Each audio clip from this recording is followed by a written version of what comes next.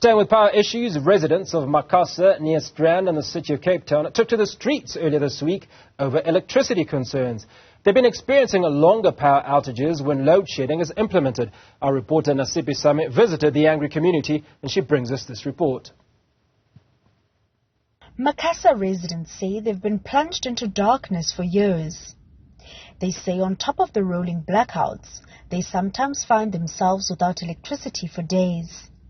We have got a unique situation where we are experiencing extended power outages over long periods, and this is over and above load shedding. We do have your normal load shedding, but then every single time when after load shedding, when the power goes back on for many other communities, it does not go back on for Macassar. The primary reason for this is there is a damaged cable of Eskom supplying the whole of Macassar with power.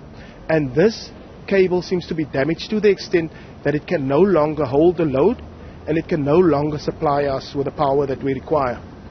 This is a 3.2 kilometer cable that needs to be replaced.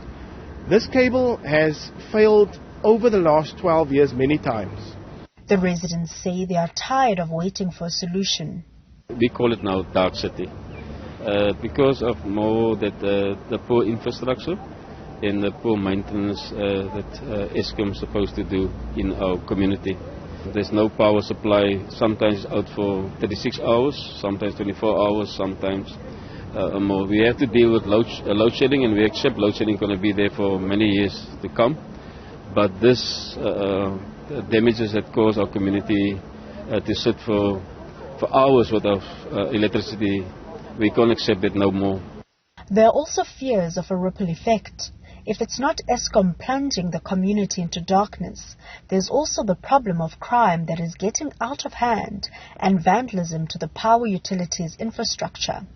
When businesses are not able to operate, when businesses are not making money, they're unable to keep people in their jobs, and people are losing their jobs. It's becoming a very difficult situation. It's becoming dire.